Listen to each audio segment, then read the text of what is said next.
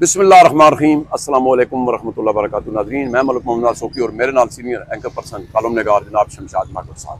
नाज़रीन, इस वक्त हम जी डी चौक के थोड़ा सा पहले, इसको चैना चौक कहते हैं, सामने पोली क्लिनिक है, शहीद मिलत बिल्डिंग, ये चौक है। रात को क्या होता रहा, ये जो कंटिन्यू की हालत है, पहले शुरू में ऐसे नहीं थी और रात पूरी मतलब लोगों के मैसेज भी आते रहे हैं, व्हाट्सएप पे कॉलें भी आती रही हैं जी कि जरा हमें लेट सूरत हाल बताएं। क्या बताएं, जो होगा इधर ही है। तो अस्सलाम वालेकुम भाईजान। वालेकुम भाईजान, ए दसो कि असी इस वेले ये जो कुछ है अले पे बन जी है, जरा कैमरामैन दिखा देवे कि हे जो कुछ पिया ये कुछ सालगिरह दे केक आंदे रहन की आंदा रहा है। सोकी साहब, बुनियादी तौर पे तो रात को इमरान खान साहब की सालगिरह भी थी। अच्छा, लेकिन सालगिरह का केक कारकुनों ने काटा। अच्छा, अलबत्ता ये जो है ना, ये सारे टीयर गैस ये कारकुनों पे बरसाए गए। और इसमें दिलचस्प जो बात है ना, ये जरा दिखाएं। ये देखें, ये जनवरी 2024 में ये एक्सपायर हो चुका है। चलो ठीक है जी। ये फरवरी 2024 में एक्सपायर हुआ है। ठीक है। ये टीयर गैस जो है, ठीक है, आंसू गैस, ये अप्रैल 2024 में, ठीक है, और ये मार्च 2024 का ये ठीक हो गया। और ये देखें, अच्छा, ये तो पहले ये दाती है, ये दाती शेल है। अच्छा, दांत के बना हुआ है। अच्छा, ये वैसे भी इसको वजन देखे ना, अगर ये वैसे भी किसी को लग जाए तो ये उसकी जान के लिए काफी है। अच्छा, फिर ये है आंसू गैस, ठीक है, और ये बड़ी जहरीली गैस छोड़ता है। देखे ना, सारे आसपास के जो रहने वाले लोग हैं वो बड़े मुतासर हुए। जो पोली क्लिनिक में मरीज दाखिल हैं वो बड़े मुतासर हुए। जो उनकी इजाजत के लिए आए हुए हैं, उनको संभालने के लिए आए हुए, हाँ, वो बड़े मुतासर हुए। अच्छा सोकी साहब, मैं आपको ये बताऊं, ये देखें, ये दिखाएं जी कैमरे के साथ, ये हजारों हैं। ये एक्सपायरी डेट के जो हैं, ये हजारों हैं। हमें मेडिसिन भी एक्सपायरी मिलती है, ठीक है, और हम पे जो बरसाए गए जो कारकुनों पे वो भी एक्सपायरी है। ना हमें दवाइयाँ ठीक मिलती हैं, ठीक है, और ना ही जो हम पे शेल मारे गए, ना वो वो भी ज़्यादा में याद है। अच्छा, दूसरा शौकी साहब, ये देखिए, यहाँ जो कंटेनर लगे हुए थे ना, इस कंटेनर को भी खींचा गया, ठीक है, कारकुनों ने इसको भी खींच लिया, ठीक है, जितनी हद तक। लेकिन एक कंटेनर यहाँ लगा, ये रगड़े भी लगी हुई हैं। ये दिखाएं जी जरा, कहाँ से घसीट के ले गए, वो देखें जी, वहां तक ये दिखाएं, ये वो वहां तक इसको घसीट के कारकुन जो है वो रात को ले गए, ठीक है। और अभी मोटरसाइकिलों के लिए तो रास्ता खुला है, लेकिन गाड़ियां अब भी नहीं जा सकती, गाड़ियां नहीं जा सकती। हाँ जी। और रात को चूंकि कारकुन बड़ी तादाद में यहाँ पे मौजूद थे, और कभी कारकुनों का पलड़ा भारी हो जाता था, कभी पुलिस का पलड़ा भारी हो जाता था। पुलिस भी इस वक्त थकी हुई है। आप देख रहे हैं पुलिस वाले रेस्ट कर रहे हैं, ज़ाहिर चीज है। अब वो दिखाएं जी, पुलिस वाले जो हैं वो सारे रेस्ट कर रहे हैं। अच्छा, फिर इसके सोकी साहब, मैं आपको बताऊं कि कारकुन तो चले गए हैं, नाश्ते कर रहे हैं, कोई ना कोई उनका दोस्त होगा, किसी होटल में चले गए होंगे और वहां पे वो रेस्ट करेंगे। 5-6 घंटे बाद वो तरोताजा हो जाएंगे। क्योंकि साबिक सदर आरिफ अलवी ने अपील की है कि जी पिंडी इस्लामाबाद के कारकुन यहाँ पहुंचे। फिर आमिर मुगल साहब जो हैं उन्होंने भी अपील की है कि कारकुन यहाँ पे पहुंचे। इमरान खान साहब ने भी कहा है। फिर उन्होंने तो ये भी कह दिया कि धरना मौखर नहीं किया जाएगा। तो सूरत हाल ये है कि अभी तो यहाँ पे बिल्कुल अमन है। और ये रात की निशानियां पड़ी हुई हैं, जो रात यहाँ पे शेलिंग हुई है, ये रात की निशानियां हैं। लेकिन अब ये दंगल मेरा ख्याल है दोपहर को फिर सजना शुरू हो जाएगा। कुछ कारकुन दोपहर को ताज़ा दम हो जाएंगे, कुछ कारकुन शाम को ताज़ा दम हो जाएंगे, कुछ रात को ताज़ा दम हो जाएंगे। और पीटीआई का कारकुन जो है ना सोकी साहब, वो आएगा मगरब की नमाज के बाद। अच्छा, और मगरब की नमाज तक जो पंजाब ये इस्लामाबाद पुलिस है, एफसी के जो एहलकार हैं, वो भी ताज़ा दम हो जाएंगे। क्योंकि ये पिछले 24 घंटे से ड्यूटी पे हैं, अब इनको भी रेस्ट चाहिए, सब रेस्ट कर रहे हैं। अब देखते हैं आगे फिर क्या होता है। लेकिन माहबूब भाई, आप ये जरा गुजारिश मैं कर रहा हूँ आपके साथ कि ये जो एक्सपायरी चलाए गए, क्या इसके असरात आने वाली नस्लों तक भी नहीं जाएंगे? ये जो हवा में छोड़ दिए हैं, देखिए इसके बड़े मुज़र असरात होते हैं। ये तो कोई डॉक्टर ही बता सकते हैं, डॉक्टर बता सकते हैं।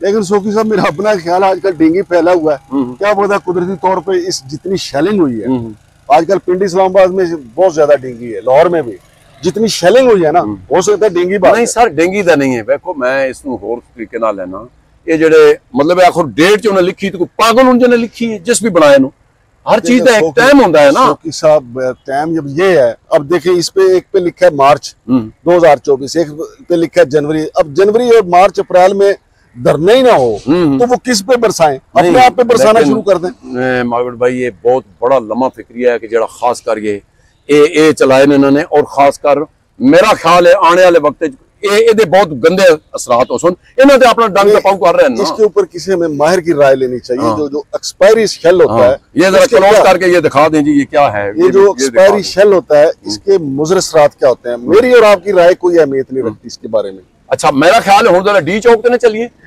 डी चौक से पहले मैं आपको दिखाऊं कि ये है शहीद मिल्लत चौक। इसको एक दफा आग लग गई थी। ये चाइना चौक है। ये है स्टेट लाइफ बिल्डिंग। ये स्टेट लाइफ बिल्डिंग है। ये स्टेट लाइफ बिल्डिंग है और साथ में है HBL टावर। ये HBL टावर है और वो OGDCL टावर है।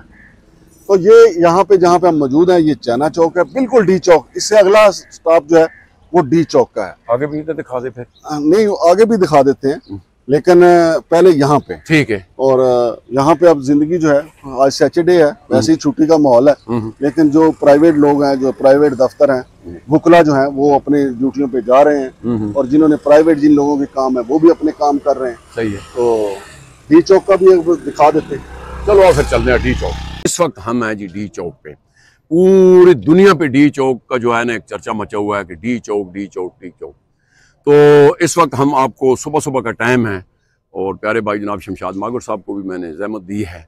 इस पे इनसे पूछते हैं कि ये बहुत बड़ा तजर्बा रखते हैं, 35-40 साल से ये तकरीबन ये कवरेज करते रहे हैं। अस्सलाम वालेकुम भाईजान। वालेकुम सलाम। भाईजान, आप ये बताएं कि रात को भी हम इधर आए हैं, रात का कुछ समा और था, इस वक्त और है, तो क्या कहना चाहेंगे इस बारे में?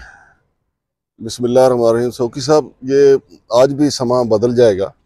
कल भी जब हम जुमे के वक्त आए थे, आपको पता है इसी तरह शांत थी हर चीज़। हाँ, बिल्कुल पूरा मन था। फिर जुमे के बाद PTI के वर्कर आना शुरू हो गए। अभी PTI के वर्कर्स जो हैं वो रात के थके हुए हैं, कोई नाश्ता कर रहा है, कोई किसी और काम में मसरूफ है। और दूसरी तरफ ये जो पुलिस फोर्स है, FC वाले हैं, और ये हमारी जो इस्लामाबाद पुलिस है वो भी थकी हुई है, वो सारे रेस्ट कर रहे हैं। लेकिन मसला ये है ना, इसके ऊपर करोड़ों रुपए के खर्चात हो रहे हैं। बहुत बड़ा नुकसान हो रहा है। ठीक है, बहुत बड़ा नुकसान हो रहा है। और फिर यहाँ पे प्रिजनर वैन ला के खड़ी की गई है, इसमें कारकुनों को गिरफ्तार करके मुख्तलिफ थानों में पहुंचाया गया है जी।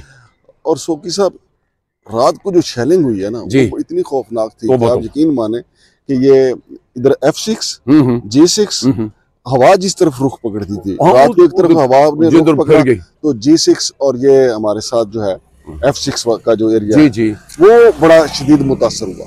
G5 का एरिया जी जी। तो वहाँ पे घरों में बच्चों का बुरा हाल। फिर साथ ही यहाँ पे पोली क्लिनिक है। ओए होए, इतनी खौफनाक शेलिंग थी कि पोली क्लिनिक में जो मरीज थे जी, उनका भी बुरा हाल, जो उनके वर्षा थे, जो उनके साथ आए हुए थे, उनका भी बुरा हाल। सही है।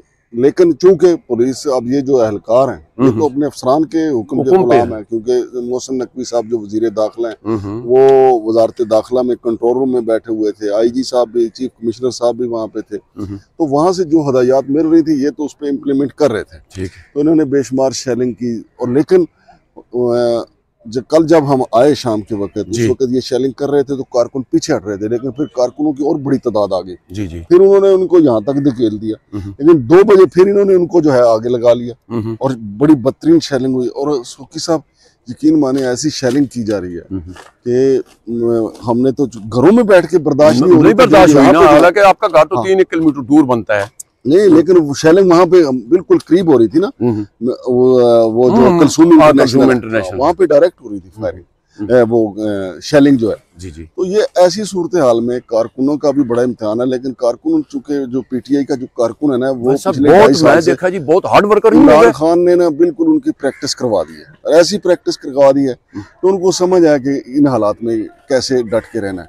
अब देखें, लोग मोटरसाइकिलों पे आए हैं और तमाम रुकावटें अबूर करके आए हैं। अली मीन गंडापुर साहब कश्मीर से, गुजर खान से, बकर से, यार कहाँ से नहीं आए। अच्छा, पेशावर के लोग, मर्दान के लोग, वो पहले ही आगे इधर बैठे हुए थे। सही है, ठीक है। तो कल जब यहाँ पे मेला लगा तो वो यहाँ पे इकट्ठे हो गए। और यहाँ पे मीडिया का भी आप देखें ना, मीडिया भी पिछले 24 घंटे से मौजूद है। और पुलिस जो है उसको अगले 24 घंटे के लिए भी अलर्ट कर दिया गया। हालांकि जो रात की जो ड्यूटी की थी, उनको रेस्ट देनी चाहिए थी। अब देखे ना, हमारे भाई हैं किस तरीके से यहाँ पे वो लेटे पड़े हुए हैं, गिरे पड़े मैं तो कहूँगा ना, चीजें पूरी रात बंदा जागे तो कुछ होता है। और FC वाले भी हमारे भाई हैं, ये भी थके हारे हैं। तो लेकिन सोकी साहब, इसका फायदा क्या हो रहा है? मसलन अगर गंडापुर साहब यहाँ पे आ जाते, यहाँ पे अपना एहतजाज रिकॉर्ड करवाते कंटेनर के सामने आके, तो क्या फर्क छोड़ दें, मेरे तो ख्याल में मतलब क्या फर्क पड़ता। और दूसरी बात एक और है सर जी, मैं गुजारिश ये करसा कि जेड़े कुछ चंद के लोग मतलब तारुड़ साहब हो गए साढ़े मतलब है, और मतलब उस्मा बुखारी, वो जो बयान दे रहे होते हैं ना टीवी पे, खुदा की कसम वो अवाम को वैसे लग रहा है जैसे चपेड़े मार रही, इनके पास बंदा ही कोई नहीं है, जलसा नाकाम रहा। देखिए वो तो उस एक तरह से इमरान खान को ही सपोर्ट करते हैं, क्योंकि इमरान खान तो जेल में है, वहां से उनका बयान आता है, लेकिन ये शह देते हैं, जैसे मसलन मोहसिन नकवी साहब ने या तारड़ साहब ने कहा कि आगे दिखाओ, देखते हैं कौन आता है। अच्छा, उस जिद में कारकुन जो है वो सब कुछ सहने के लिए तैयार हो गए और यहाँ पे पहुंच गए। तो यानी ये तो जो वाकई बुजरा है, बजाय ये आग बुझाने का काम करे, ये जलती पे तेल वाला काम करते हैं। सर मेरा ख्याल है इस वक्त तो मार्गरेट भाई में आपकी बात काटी है, इस वक्त जो है ना मामला, ये इमरान खान ने अवाम की दुखती रग पे हाथ नहीं रख लिया। नहीं, इमरान खान तो देखे ना, अवाम की नब्ज पे उसने हाथ रखा हुआ है, और दुखती रग जो है वो हुक्मरानों की पे हाथ रखा हुआ है, उसने उस पे पाँव रखा हुआ है दुखती रग पे। लेकिन इमरान खान तो पिछले 2.5 साल से ऐसी सियासत कर रहे हैं कि जिससे उनकी मकबूलियत में रोज बरोज इजाफा हो रहा है, और ये हुकूमत खुद कर रही है। अब मसलन अगर कल का उन्होंने यहाँ पे एहतजाज रखा हुआ था, अब ये यहाँ से लोग जा रहे होते, मतलब वो एहतजाज रिकॉर्ड करके चले जाते, 12 बजे यहाँ से एहतजाज रिकॉर्ड होता और वो चले जाते। अब इन्होंने इतनी रुकावटें खड़ी की हुई है, गंडापुर साहब कहीं अटक के पुल के पास है उधर, ठीक है, फिर उनको धमकियां दे रहे हैं कि जी आप अटक पुल क्रॉस करके दिखाओ, और फिर लाहौर में 6 दिन के लिए दफा 144 लगा दी है, इधर कारकुन कह रहे हैं हमने दफा 804 लगा दी है। अभी वो जो आमिर मुगल साहब हैं, उनका बयान आया, उन्होंने कहा कि जी अगर इमरान खान की मर्जी के बगैर किसी भी और लीडर ने धरना मुलतवी किया तो अवाम उसकी तिक्का बोटी कर देगी, और हम यहाँ से इमरान खान को रिहा कराए बगैर नहीं जाएंगे। तो इमरान खान की ये जो एहतजाजी तहरीक है, इसको एक अमली तहरीक में खुद हुकूमत बदल रही है, और पता नहीं हुकूमत के एडवाइजर कौन है या हुकूमत को कौन एडवाइज कर रहा है, खुद अपने पाँव पे हुकूमत जो है वो कुल्हाड़ी मार रही है।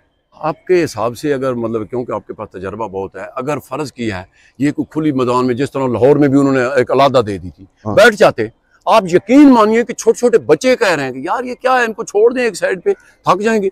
नहीं, एक साइड पे क्या, उन्होंने कहा कि हमने डी चौक जाना है। अब डी चौक पे आपने कंटेनर लगा दिए, बिल्कुल, इससे आगे किसने जाना जी। तो आप यहाँ पे इसकी हिफाजत करें, यहाँ पे वो आके एहतजाज रिकॉर्ड करें और चले जाएं, और क्या होगा, एहतजाज रिकॉर्ड करेंगे और चले जाएंगे, ऐसे ही है ना। बिल्कुल। लेकिन जब आप रोकेंगे, देखें किसी भी चीज को दबाया जाता है, उतना ही प्रेशर उसका फिर आता है, उठेगी।